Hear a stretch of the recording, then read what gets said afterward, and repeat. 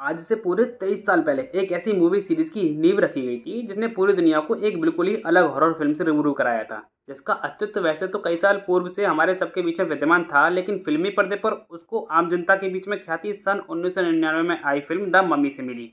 वैसे इससे पहले कई सारे टीवी सीरीज और फिल्म इस मम्मी वाले टॉपिक पर बन चुके थे, लेकिन जो वाहवाही डायरेक्टर स्टीफन समर द्वारा निर्देशित इस द मम्मी मूवी ने लूटी थी वह किसी और को नहीं मिली।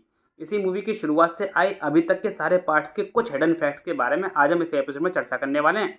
सो let's go for childhood days. नमस्कार दोस्तों, स्वागत है आपका अपने YouTube channel date Latif review में।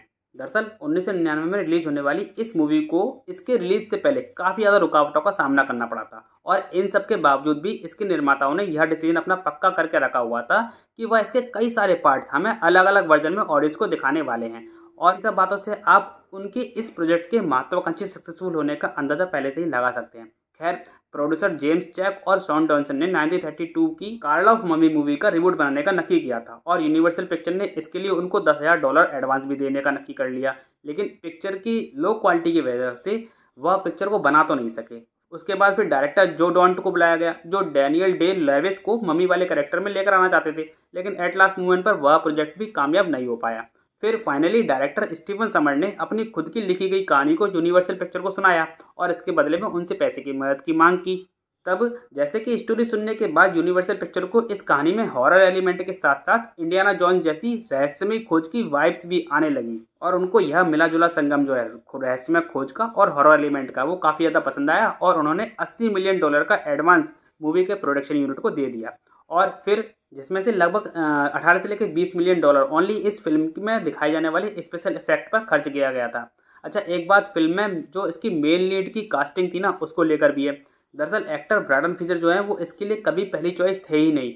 इसी के चलते डायरेक्टर स्टीफन समर ने कई सारे बड़े बड़े हॉलीवुड एक्टर्स का ऑडिशन भी लिया था, जैसे मैट डोमन का, ब्रैड पिट का, Tom cruise, Ben Affleck, Charles Donald, silver Stallone और इनके अलावा लियोनार्डो द कैप्रियो से तो इस मूवी को करने की बात तक पक्की हो गई थी, लेकिन उन दिनों वह अपनी मूवी द बीच की शूटिंग में बिजी थे, और इसी के चलते वो इस प्रोजेक्ट पर ध्यान ही नहीं दे रहे थे। फिर उनसे ये मूवी छीन ली गई, और बाद में आगे जाकर फाइनली ब्रैडन फ्रेजर को, जो कि इससे पहले 1997 में आई film George of the jungle में नाम करके अपनी पहचान अच्छे मुकाम पर बना चुके थे, इसके लिए कास्ट किया गया।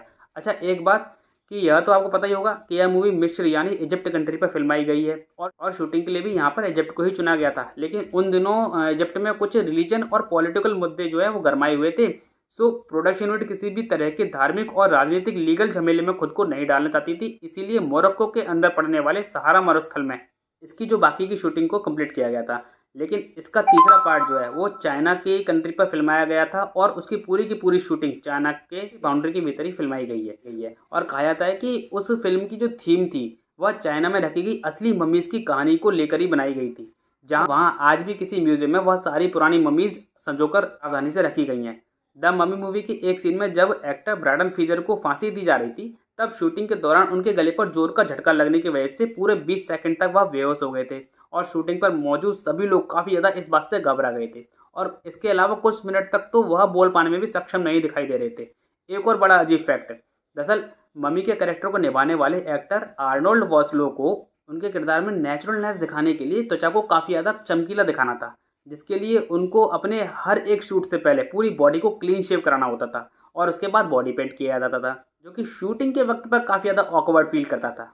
अच्छा, जैसा कि आपको पता है कि इस फिल्म की शूटिंग मरुस्थलीय धरती पर हो रही थी, और वहाँ पर शूटिंग करते वक्त काफ़ी ज़्यादा वाटर लेवल बॉडी का कम हो जाता है, और लोग डिहाइड्रेशन का शिकार हो जाते थे।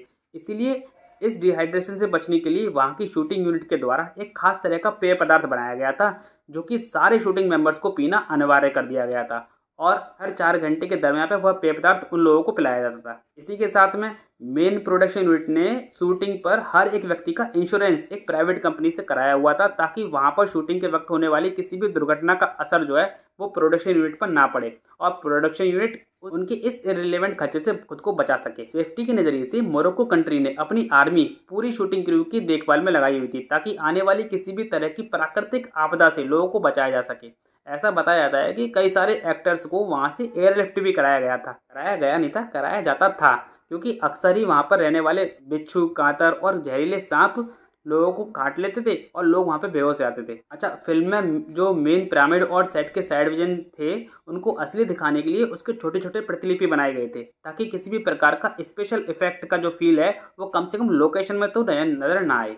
आप लोगों में से बहुत कम लोगों को यह पता होगा कि उस समय अपनी WWE रेसलिंग खत्म करके अपने रॉक यानी ड्वेन जॉनसन पहली बार द मम्मी मूवी के सेकंड पार्ट में मतलब द मम्मी रिटर्न्स में हमको दिखाई दिए थे।